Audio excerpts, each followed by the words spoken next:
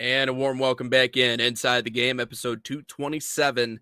Nate Wangler, Ryan Glinsky here on this beautiful day. Let's talk a little bit about Tottenham. I thought I saw this on your list. I was reading about it this morning. You put his Arsenal obsession too, but Tottenham sacked Frank yesterday. Talk about it a little bit, Ryan. Yeah, Frank's just his last name. Thomas Frank gets the sack, and it's the most Tottenham thing to do. I mean, you win your first trophy in like 15 years with Ainge, and again, that may have been the worst soccer game I've ever watched in my life. Tottenham versus Manchester United. Those were just two shit teams that somehow ended up in the final together and played the most unattractive brand of soccer I think I've ever played, and even the goals that went in, just the most ugly brand of soccer I've ever seen. Like, that game might have set soccer back by like 30 years, that game. But anyway, they win, and Ainge, is in the trophy celebration, and he goes, what's better than season 2 is season 3, meaning that he's going to come back for his third season. It's like Signetti. Yeah, and just for him to get fired by Tottenham, and he didn't even make it to season 3. So he said how great season 3 would be, and he doesn't even make it to season 3, even though he won Tottenham's first trophy, and I think it was since like 2008, 2007, something like that, where they won a League Cup, but they win a European trophy. It's Europa League. Everyone kind of clowns on it, but it's a European trophy, and a lot of big clubs like Manchester United flex that thing. So you know what? That's exactly what you do. And then they bring in Thomas Frank, who did a fine job with Brentford. He did a really good job. In his entire time there, Brentford was truly built on getting producing youth academy players, but also buying players that, very cheap, and then eventually developing them and turning them into something so they can sell them for a much higher price. And that's how they were able to sustain the club. And that's a fine way to do it. That's how a lot of clubs that have to that's how they have to operate. That's how they sustain a lot of things. And so that happened. And then Thomas Frank, who again, he's a fine manager, but it just the timing of, sacking Ange and then bringing in Thomas Frank and then having the horrible start that they did, and now they're in the bottom 5. And they're in a relegation fight, which is so awesome. But it's like, Tottenham, you just had it. You just finally got to something you were wanting so desperately for 15 years. Then you get rid of the guy.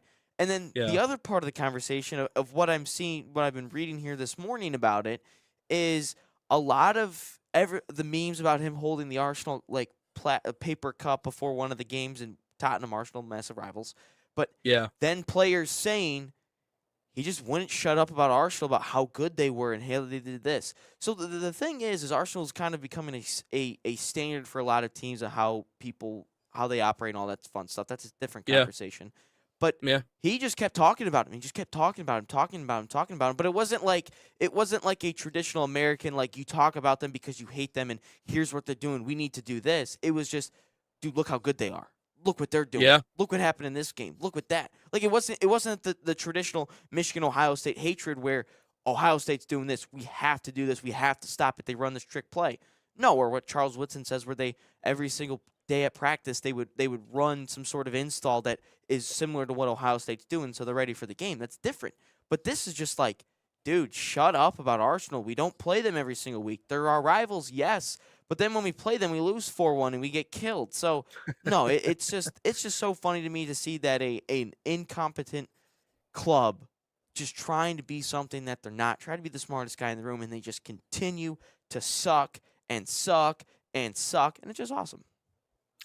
I think, it feels like admiration maybe trying to lead to inspiration, like just looking at the way that Arsenal does things and being like, hey, maybe we should try that out, because it's clearly a lot of Europe says that.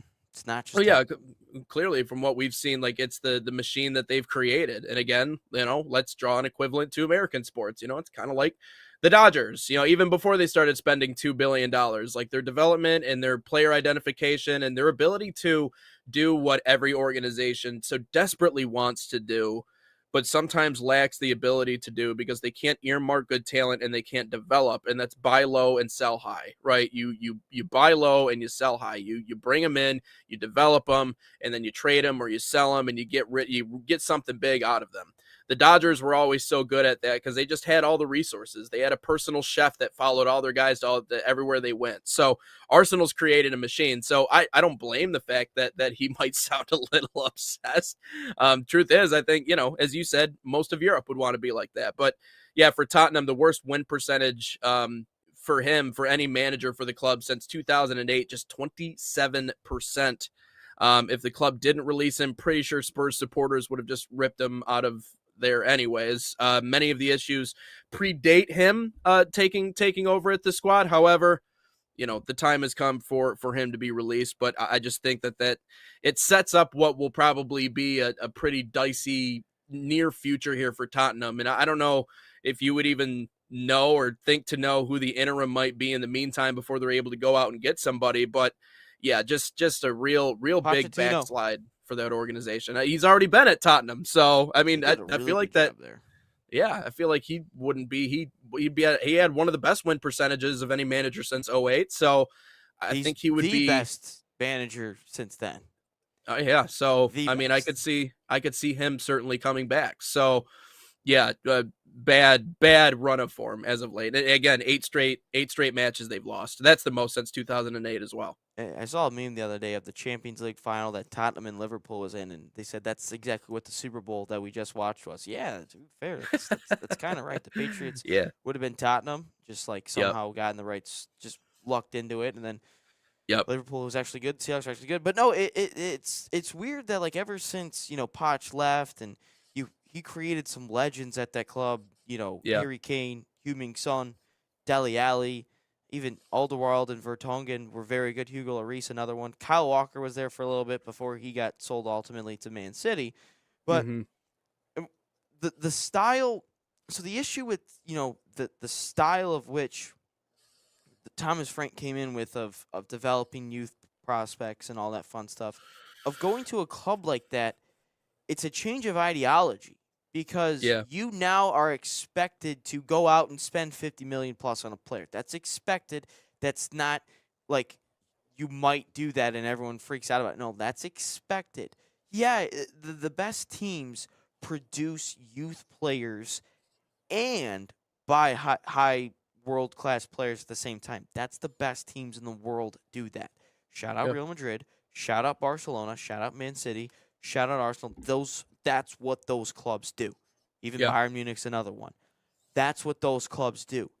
And Tottenham doesn't have the best academies. I mean, when Poch was there, they were developing guys out of the academy, but Poch has been long gone.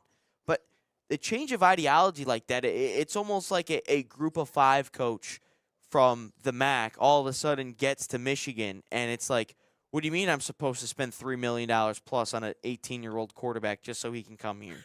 Like, that doesn't happen. So it's a little bit of a change of ideology where you're used of developing players. And sports fans, since after COVID, everything has been, well, you got to get everything turned around and within a year or 2 years. And we talked about it with college football and college basketball, what that's like. In the NFL, that's true. But it happens in all sports now. Managers aren't given the time that they need. The last manager that was given time and turned something around was Arteta. So it's like that doesn't happen anymore. And to bring a manager like that, you got to bring in a manager. Honestly, if I was Tottenham, I'd go after Enzo Maresca at this point. That's where I'm going at the former Chelsea manager because he did a fine job with Chelsea this year. He was fine. He was at the top four. He was in a title race for like 2 weeks, and eventually they fell off and he gets sacked. And now he's on the free market. But the thing is he doesn't. Maresca might want to wait for the Man City job just based on what does Pep do after the season. That's a different discussion. But if I'm Tottenham going all in to Enzo Maresca to be the next permanent manager. But interim, I have no idea. They haven't even looked, could care less who it is. The ball boy. 15th. Yeah, maybe. But if I'm looking at a permanent manager, I'm going after Maresca. And it's but the thing is I don't know if he wants it because nobody really wants the Tottenham job. It's almost like nobody really wanted the Lions job for so long. Yeah, it's an NFL job, and there's only 32 of them in the NFL or in the world, excuse me. But nobody truly wants the job. It's like the Browns, where the Browns struck out this year like 5 different times, and they ended up on Todd Monken, who hasn't coached in the NFL before. But no, I love it for Tottenham because they just continue to suck, and it's amazing. I mean, the likelihood of Mauricio Pochettino being the next guy, in your opinion? 0? Yeah. Look where After the we're at World right Cup? now. It's Yeah. February 11th. If any manager that still has desires to go back and manage clubs in Europe, and they're international managers, they're not doing it. They're not doing it till after the World Cup. Look, Poch is going to be gone after this World Cup. And everybody knows that. I think the U.S. Federation knew that. The only reason Yeah. Poch was brought here is so they could say, do not embarrass us in front of the whole world on home soil. That's the sole reason. They saw Copa America, and it was a disaster. We win the first game, then Tim Weah punches a dude. We lose to Panama, and then we lose to Uruguay. So we're out. Yeah. We get grouped at home. So that's the sole reason why Pochettino was brought here, so we don't get embarrassed. Maybe for some reason Pochettino absolutely loves the Miracle on Ice movie so much where he's like, I need to be here. Maybe. But the odds of Pochettino being at Tottenham is 0 at this point because Tottenham is going to do the most Tottenham thing, and they're going to go hire a permanent manager. And then if you were to hire him in the summer, you lose a whole summer of recruitment and trying to strategize and try to build your team for the fall of 2026 to 2027. So, no, Pochettino, a 0% chance he goes back to Tottenham. Now, you ask me this question next year and he gets sacked, maybe we have a different discussion. But as of February 11th, 2026, there's no way it happens. Yeah.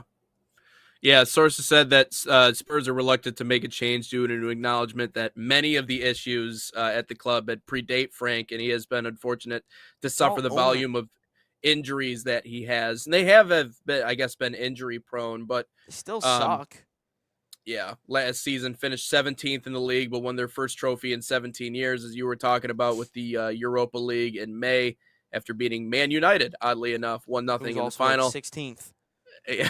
The worst game of soccer I've ever seen in my life.